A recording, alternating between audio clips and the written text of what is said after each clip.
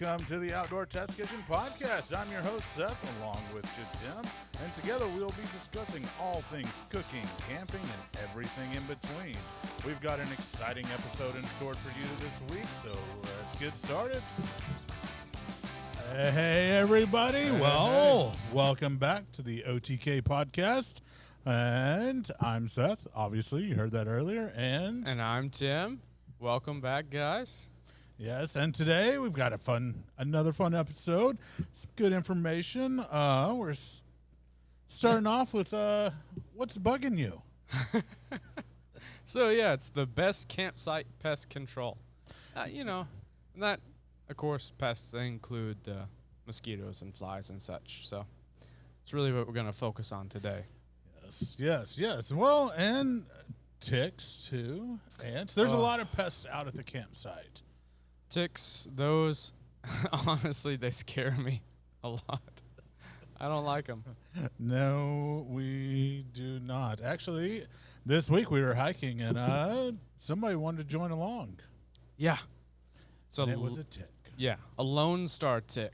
Yes, that will make you not make red meat taste bad. And yeah, to clarify, supposedly this Lone Star tick will make you allergic to some protein in red meat. Yeah, so that is like my nightmare. No more beef. I can't have beef? Yeah. Screw that. Exactly. So, well, luckily today we've got some good remedies, some homemade remedies or natural remedies, which I will say some of them do work, some of them not so much.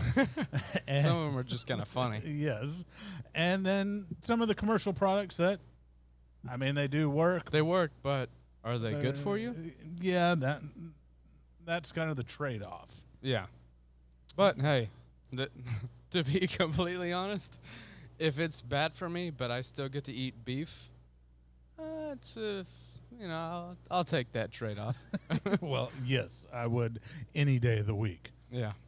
But yeah, and we get we had some fun this week also starting out. Yeah. Actually, a couple times we had some fun. Yes. Just a couple though. Just a couple. But we went to a different park and we went to the lake. We went on a nice hike around their lake. We were in Tyler State Park. Tyler State Park. And beautiful park. It is a beautiful park, and they keep up very well with all the amenities. Yeah, all of the amenities are taken care of very well. If there was one downside, it's just the amount of trash that there is. But I think that's just because there's so many people that go there.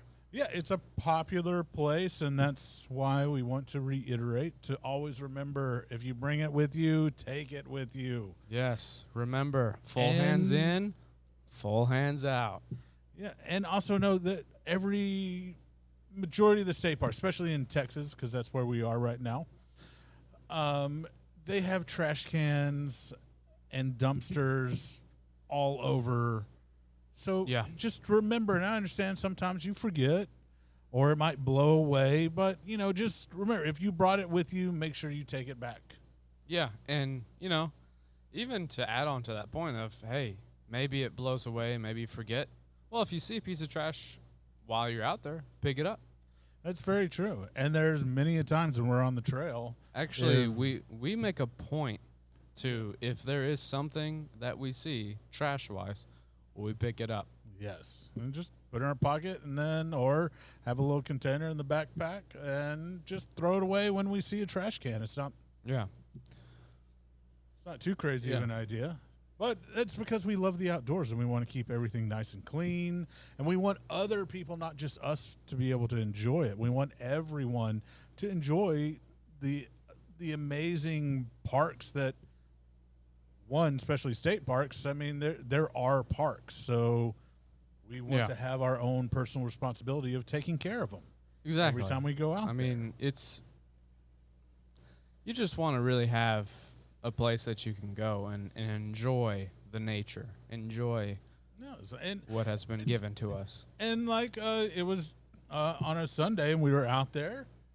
We went on a nice hike. It was a little over 2 miles, nothing crazy, no AT trail, but just a nice leisure hike, and there are lots of people out there, and that's what's a beautiful thing to see is so many people are getting out there and discovering camping. And in fact, later on, we'll be talking about some of the growth in the camping world industry, as you would have it.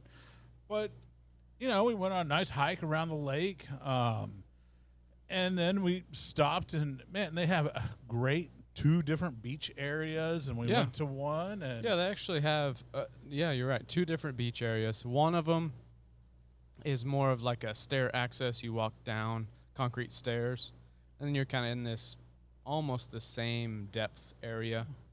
And it's really done for a beach area. Yeah. Like it's the swim area. It has the buoys, and it has a nice, awesome, like, out in the water, a little platform. You can swim jump out to, and jump off. Yeah. And then I think it's pretty recent. Maybe this year, last year they did it. The second beach area.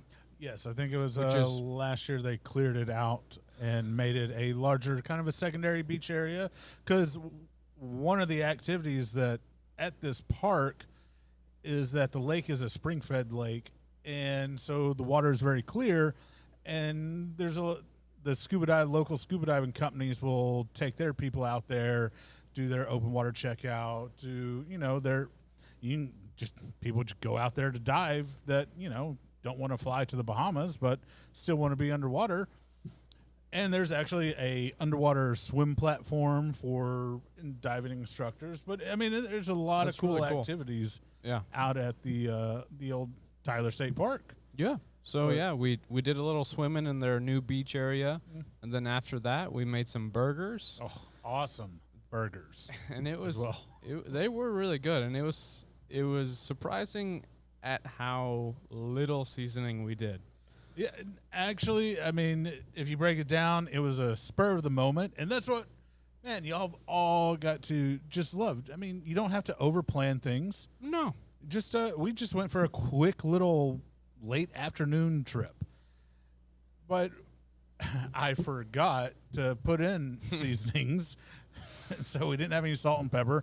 But luckily, we had our mayo, which we're going to feature pretty soon, a quick, easy, fresh mayo. Man, and this mayo, it is good. And, of course, we had good quality product. We had a really good beef burger. So, really, the flavor was all there. Yeah. And it was simple. It was just a really good bun. Yeah. Luckily, we brought, sorry to cut you off, but we brought some pickled okra.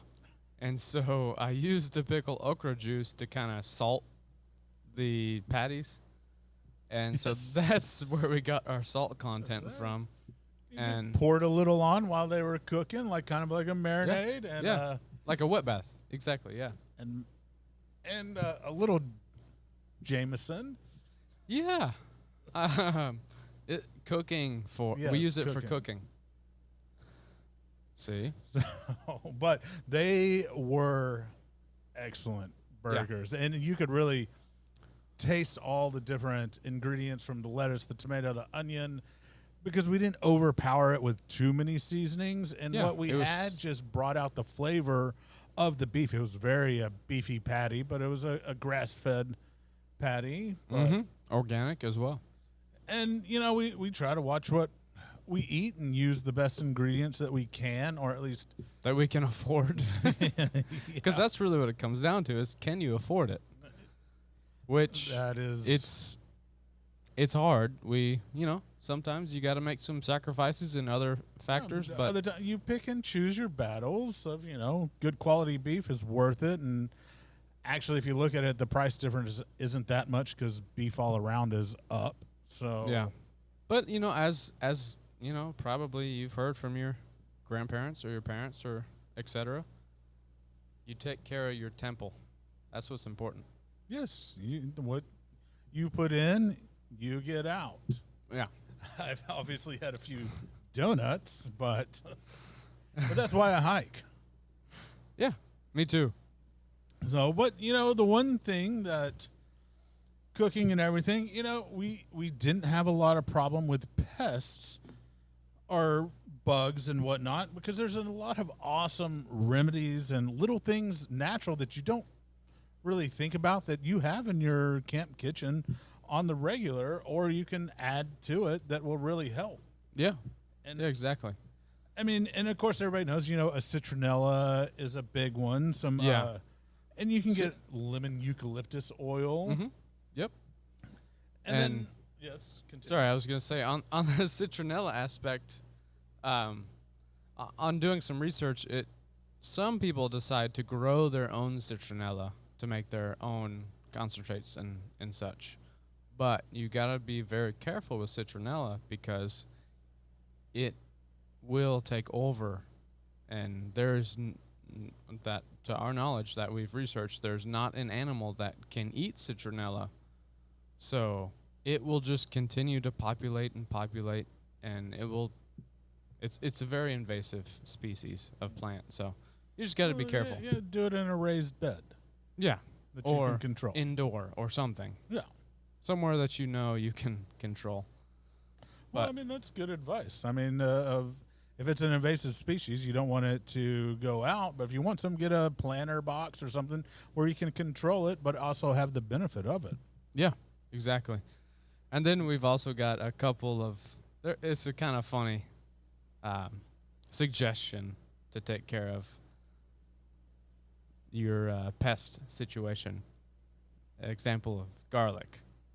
Oh, yeah. You can eat garlic. Yes. Eat a lot of garlic, and there is debate on, does it really work? Yes. Does it not? But eating the garlic, supposedly it doesn't do anything. But you rub it on your skin, it'll last for like an hour or two.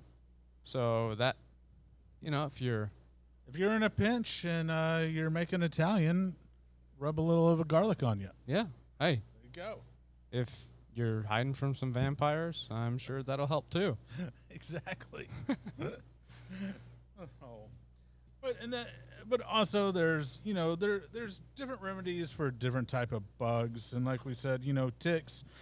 I'm sorry, there are some natural ones, but DEET is really one of the best ones. It is, but the Bio UD, that supposedly is as good as DEET. And if it's accessible, then that's a good option to go with. Yeah. And you can always check your friend's blood type, and supposedly type A. Yeah, see, that's why I hike with him. Unfortunately for me, makes a lot of sense. For some reason, mosquitoes love type A. Well, and the ticks love. Oh, sorry. Yeah, ticks. Yeah, the ticks. But they, luckily I'm not type A, so yeah. I just hike with him, and I'm clear. Although, who had the little rider with him? Well, that's because you had DEET or some other whatever that spray was. Chemical was. It wasn't natural, that's for sure. But there's a lot of good remedies, and just like right here for mosquitoes, it's a Thermacell. This one's kind of a little lantern one, but they have the ones that you can put on. They actually work very well. You can have some fans going. We have a couple of fans back here, and that'll keep flies away, because flies are they're annoying. And yeah, they don't really do too much. They're just really annoying. Yes, and they just anger you because they just don't want to stop bugging you. Yeah. But that Thermacell works way better than a candle does. Yes. Candles, unless you have multiple candles going at the same time, they don't do much. And then, of course, if you have the tiki torches with the citronella, we used to put up like a perimeter of tiki torches around our campsite. One, it looked awesome, but two, it really kept all the pests away, so that it probably for a 5-mile radius with how many we had. Yes. I don't know. How many was that? That was like 12? Yeah,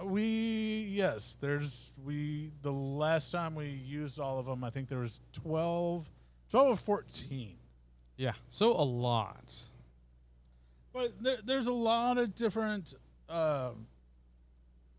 remedies that you can, if you want to go all natural. And you know what? We're gonna put some up on our website at outdoortestkitchen.org and give you all some links that you can go find out a little bit more if you'd like. Yeah, you can read a little more in depth I will say we're one of, if you're in a field and chiggers are a problem. Oh yeah, they're horrible. But I was working on this movie set down in Taylor, Texas, outside of Austin, and we were out on this ranch and everything, and you know, we had all the actors and the crew and everything, and I was like, you know what, I heard about cat collars, flea collars, and you just put them on your ankles, you know, and dude, they work. And by the end of it, the entire cast and crew were like, we bought every cat, little, and dog flea collar in that town because the chiggers were horrible, but that was the only thing that worked. And so I know for a fact it worked for us. And so, you know, if you want a little extra ankle bracelet and you're out in the field and there's chiggers and other bugs, man, a flea collar works amazing. But it is true. Everybody thought I was crazy at first. I'm like, no, I swear. But the chiggers were a problem. So, you know, pests when you're in the outdoors can be an issue, and especially with cooking. And, you know, you don't want them on your food and everything. And, you know, just you can put a little bowl of vinegar out and we'll catch fruit flies and stuff away. Oh, yeah. Yep. But vinegar is not just good for catching flies. It's also our I really that up. It's time for the recipe of the week, where we break down one of our favorite recipes and give you guys all the details. So let's get cooking. Alrighty. What are we cooking this week? Well, like I said, the flies may love vinegar, but people love vinegar too, and it's the OTK Prosecco vinaigrette, which I'm sorry, there's a lot of vinaigrettes and Italian dressings out there, but this is by far one of our favorites. Absolutely. And not only our favorite. And that's exactly what I was about to say. It is Grandma Honey's favorite, which is my mother, his grandmother. Mm-hmm. And this is the one that she asked me to make her all the time. She's like, I'm out. I'm like, well, I gave you the recipe, but you make it best. But that is just how it goes. Yeah. Got to take care of your moms. Yep. But she loves it. And originally we worked on it with a champagne vinegar. But champagne vinegar can be difficult to come across. It's not sold at your big box stores. And like you said, OTK, we want to make things easy. We don't want you to be having to order off of Amazon, track down some specialty shop. We wanted it easy to go in and access. And we found that Prosecco vinegar, which is very similar to champagne vinegar, was actually more readily available. And it's probably due to the fact that Prosecco is cheaper to produce and doesn't have to come from Champagne, France to be considered champagne. Even though So that's probably another reason why it's more available. It's because you can make it wherever you want. Yes, and unlike champagne is from Champagne region of France, and most of the champagne is too good. You don't want to turn it to vinegar anyway. So if you do have a cool shop that sells it or have a store that sells it, interchange it and use the champagne vinegar. But Prosecco is become one of our favorite vinegars to use in recipes, not just this one, but it's a very light and has a good fruity flavor. Yeah, it really does. It does. It has a very delicious flavor, especially when it's used in our vinaigrette recipe. Yes, and for a quick rundown for you guys, it's an easy recipe. And where can you find this recipe? At outdoortestkitchen.org. Exactly. And it's just a quarter cup of Prosecco vinegar, 2 tablespoons of Dijon mustard, 2 tablespoons of honey, 1 tablespoon of sweet onions diced, a teaspoon of minced garlic, and I'll be honest, restaurants, we all just buy it for a vinegar. If you want to take the time to mash up garlic, that's fine, but a lot of times it can be a little too potent. So the stuff in oil is a great product to use for dressings and others if you don't want a real pungent garlic. So that's... If you're not fighting vampires, you don't. Exactly. And then 2 tablespoons of lemon juice, 2 or 3, it's about 1/8 of a teaspoon of a hot sauce like Tabasco. That's 2 to 3 dashes. Yeah. Oh, sorry. Yes, 2 to 3 dashes is about 1/8 of a teaspoon. We have really found that Crystal hot sauce is a great Louisiana-style hot sauce. I mean, it's from Louisiana. It's very good. And it's become one of our favorite hot sauces to use. Definitely supersedes Tabasco. That's for sure. Oh, Tabasco is heat and vinegar. I mean, it has its place, but it has its place. And then half a teaspoon of smoked salt, which I love that smoked salt is becoming more regularly available. And so I really recommend, we use smoked salt all the time. You can go and get specialty smoked salts with different woods, or we will feature in the future how to produce your own smoked salt, which is pretty simple. And fun. Yes. And then a half teaspoon of just black pepper and a half cup of olive oil. And And that, you're just mixing all of those ingredients. It's pretty simple. I mean, if you're at a campsite and you have all that and you don't make it ahead, you can just throw it in a mason jar lid, shake it all up, let the kids have fun with it. Just, Yeah, and you're good to go. But the emulsification will probably separate after a while. Yeah. It's not going to be as good as if you're using one of the your blender options for camping, like the Blend Jet. Yeah, that little guy is amazing. It is. And I'm really surprised because we've tried out a lot of different portable and battery-operated blenders and hand blenders. But honest to goodness, the Blend Jet, man, they make a really good one that we've played around with it quite a bit. Yeah, we haven't so far. There's a few things that it might bog down, but there's a couple of little tricks in a way to turn it and mess with it to get it to do. But of course, it's a battery-powered blender. I mean, it's And what else do you expect? And truly, there's not another option that when the Blend Jet doesn't succeed, something else will.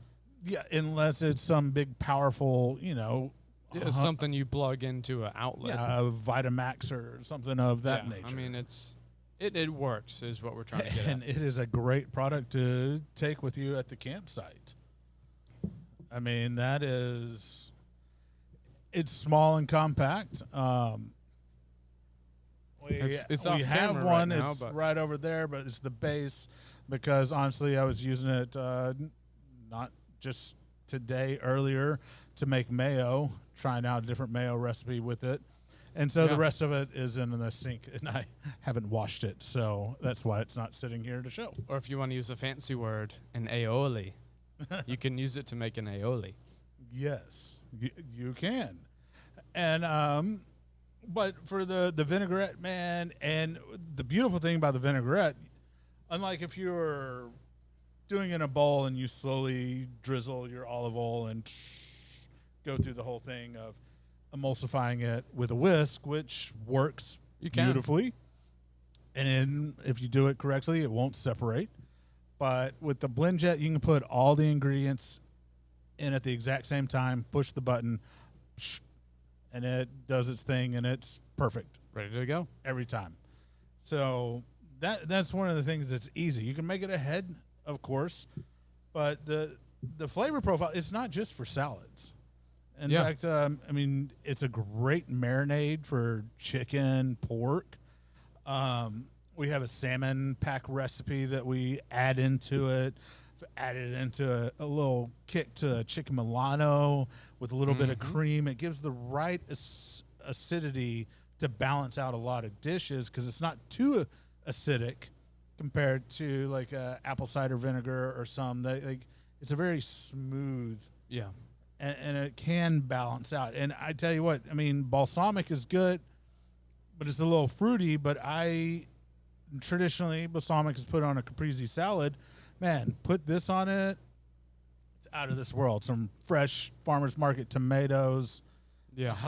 Some noonday onions or Vidalia sweet onions. Some basil and a little mozzarella cheese. Pour this on it. Oh, you and your family and friends will be in heaven. I mean, he's not lying. It is extremely good. You could almost drink it, honestly. But also, we should make a cocktail.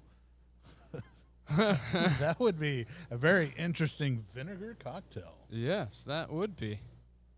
Huh. Maybe you could see that soon. Yeah, jot it down. See, or this Yeah, is. let it's us a bad know. idea. Would you Shouldn't have like done to that. see that happen? I don't know.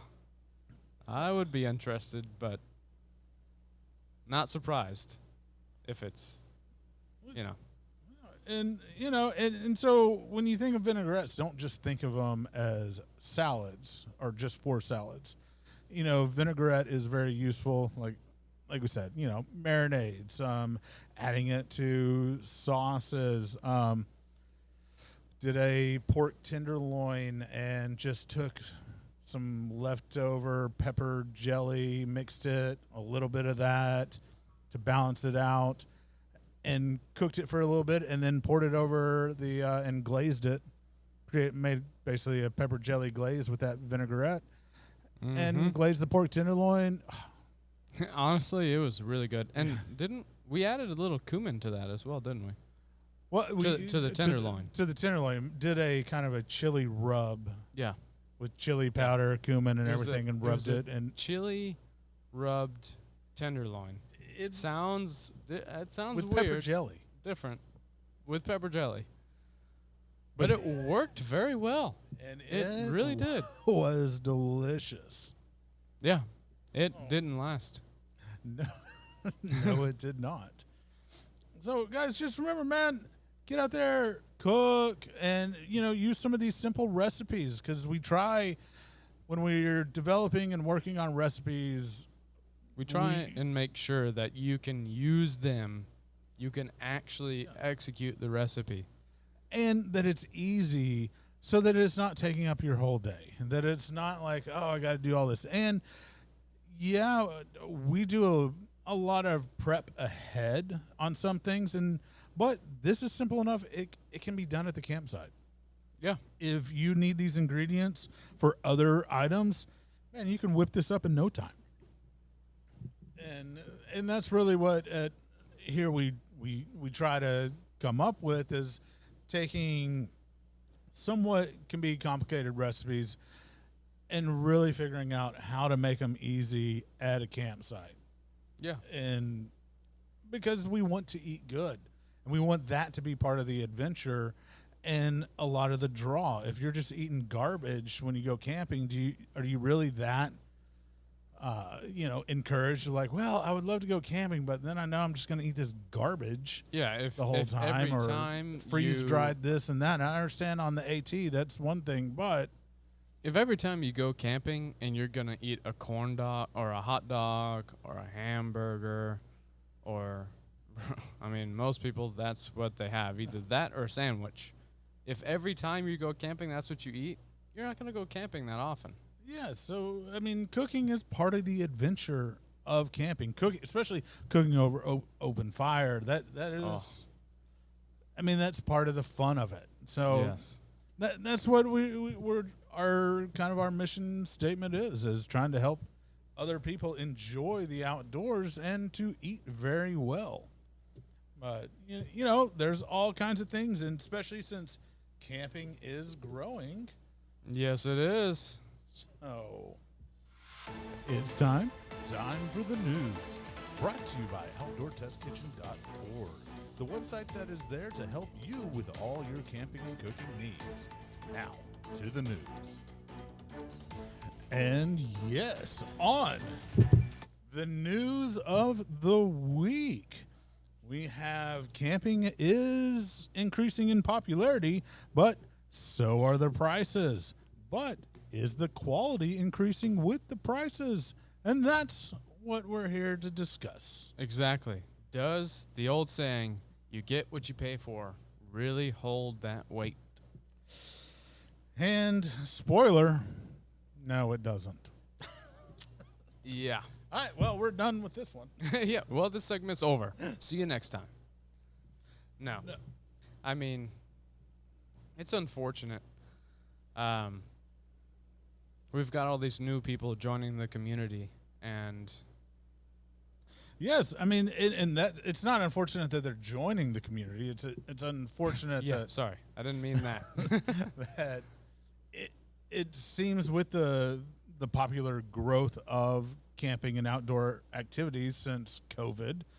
I mean, just they estimate there's about 80 million campers in the U.S., which That's a good number. I mean it is, but there's probably more. But just last year in 2022, 7.2 million camped for the very first time. So that's 7 million people decided to camp for the first time. That's awesome. That's a lot of people. That's crazy.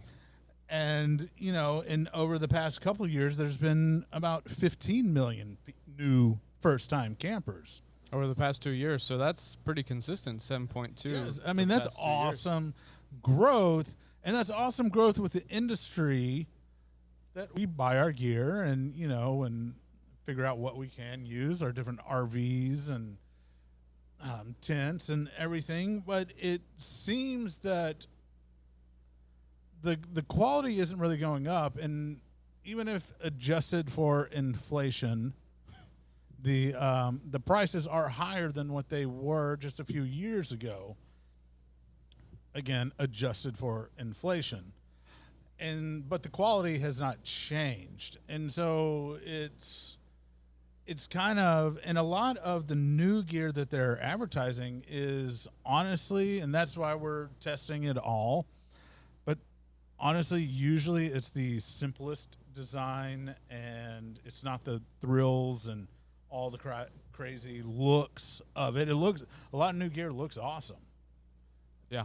But performance, it's not that awesome. Yeah. And that is an unfortunate reality, is that a lot of new camping gear is more about the design than it is the usefulness. I mean, yes, the aesthetic design and not the practical usefulness of, hey, is this the best product? Is it going to last me?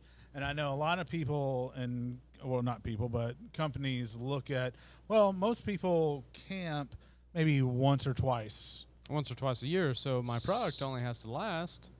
Yeah, I mean, as long as it can last, 10 times, then, hey, it's 5 years. But if you're an avid camper, and statistically,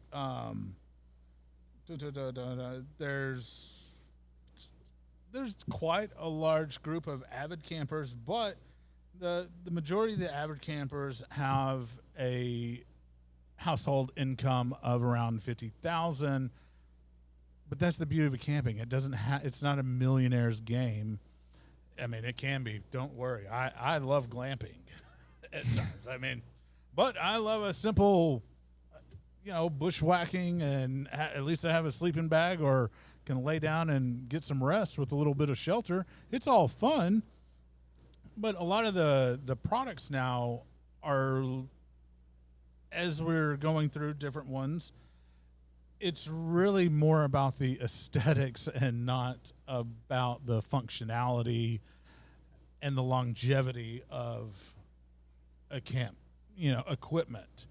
Yeah. And so you're paying more, but you're getting less. But and I get it. It's great for, I mean, yes, the company, but it's not that great for the camper, especially if you become an avid camper, because then you're Yeah. going to realize that you bought this $400 single burner stove and it quit working on you after the 8th time you went out.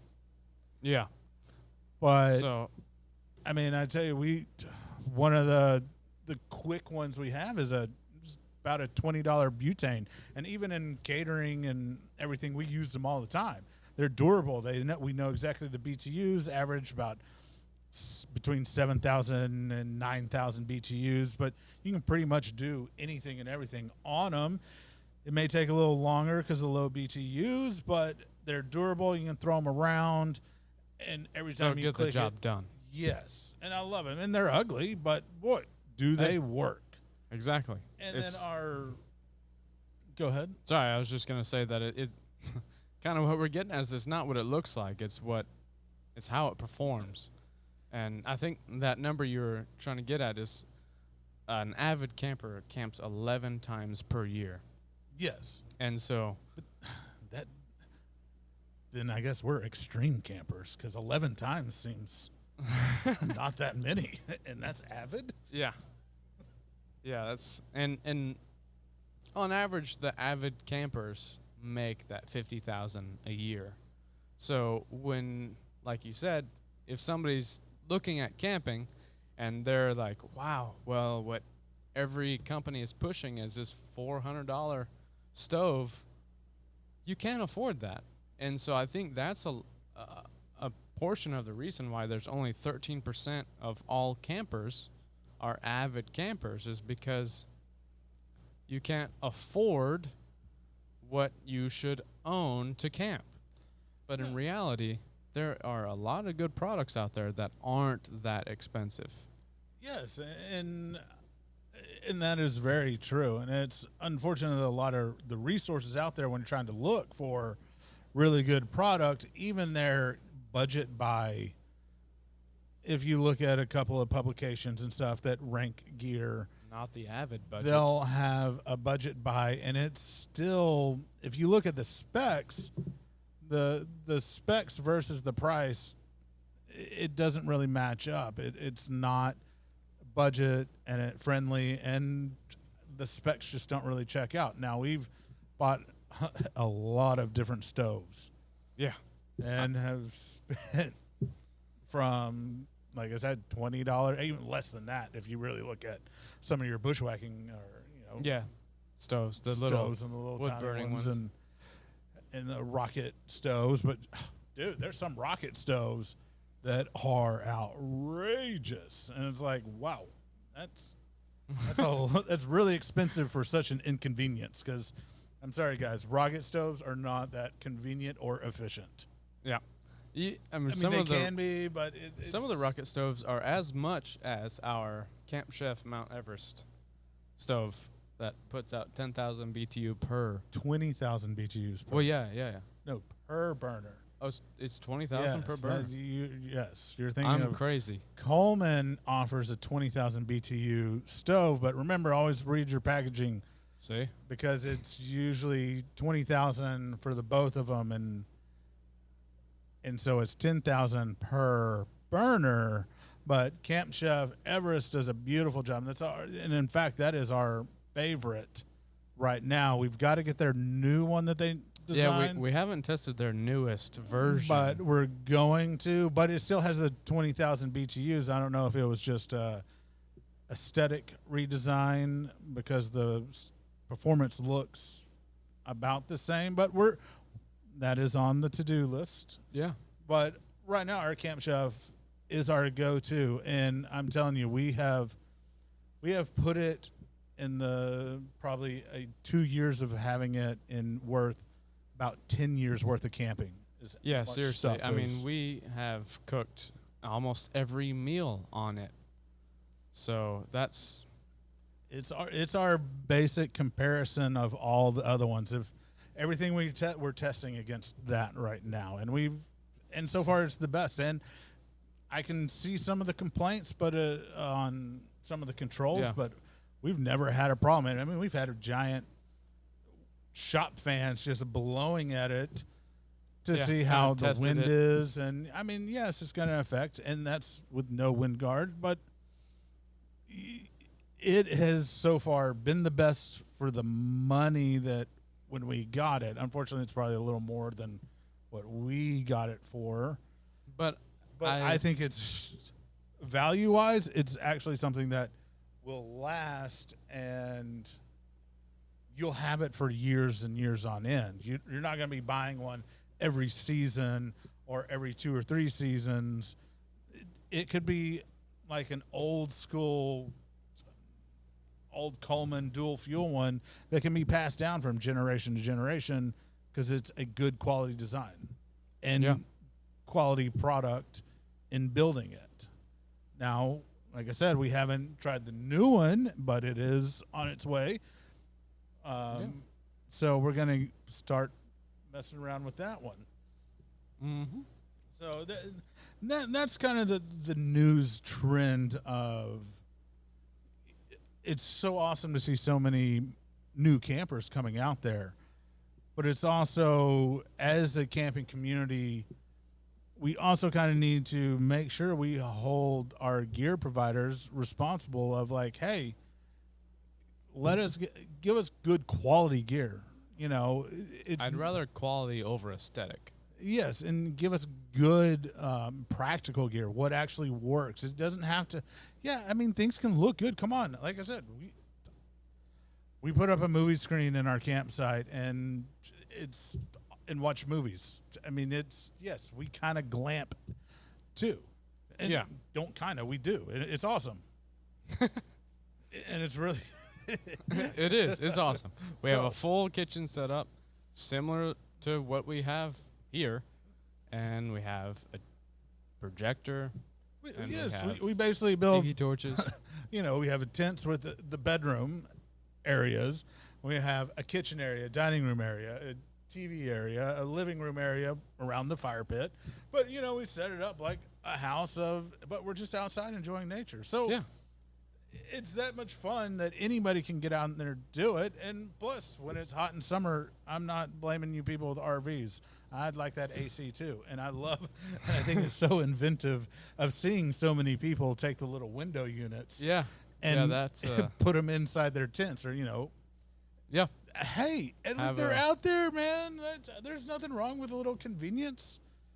So that's why, you know, we want to put, I don't know, pressure or however you want to say it to make sure that the companies that are building gear for us, that it is what we want and need and what best works for all of us. And I know there's some really high-end kitchen gear that's awesome. And if that's where you want to go, but we should have a balance so that camping it doesn't come into unobtainable for a certain economic class, that it is there for all of us. It is our equal. Yeah, because let's be honest, camping should be extremely easy for the lowest economic class to get into. It should be easy. Yes, and it is. I mean, that's why I think it is, and we need to keep it that way. That's why I love the park system. You don't have to go, and I love some of the private RV parks that offer awesome amenities and things, and that's perfect. That's like resort.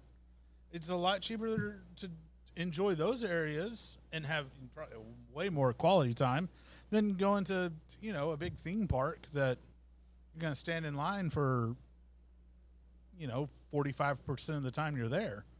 And who wants to do that? Exactly.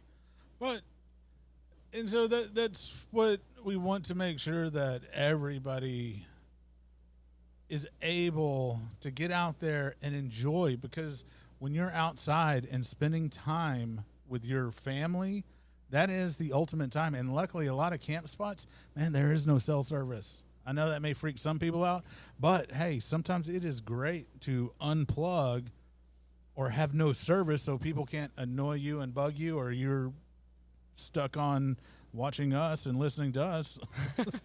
But hey, I'm But- pretty sure you could download. Exactly. But it's just so that you can get out there and enjoy your family, enjoy nature, enjoy the fruits of this earth. Exactly. I mean, I think that's why, in general, we all go out and camp, is to get in tune with nature. No, I 100% agree with that. And that's why we love camping. That's why we do it Yeah. every single day. I mean, we're at a park or hiking outside, even late June in hot weather Yeah. in Texas. Just we're still a out few there. hours ago. And it's so great.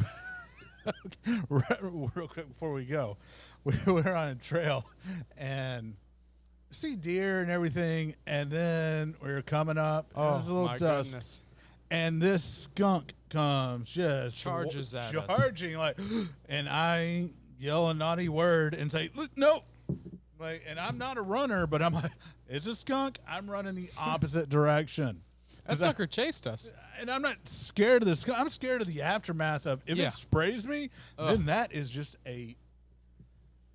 that would not be what I wanted to do at the end of my day of trying to get skunk smell off of me. And then to not only be smelling like a skunk, you got 1.5 miles To get back. to get And- back to your car to drive to a shower. And I don't think so. We would be walking to the shower because we were not going to get back in the Jeep if we had been sprayed with a skunk. I just cleaned that thing today. Yeah, logistically, So- that would have not been a good time. So, but it was so great. And of course, the skunk went down the other side of the trail, and we let him go his way, and we made a wide berth. And again, see, that's the best thing about outdoors. It makes a great story, something to laugh about. So, guys, again, I want to say thank you all Yeah. for Thank you for tuning checking in. us out. And don't forget to like and subscribe. Leave a comment. Yeah, let us know Um, anything. Go to our website, outdoortestkitchen.org. Email us if you have any ideas or, things you want us to, test or about, try review. or different recipes, anything, man. Just reach out to us and let's build this community and keep on growing.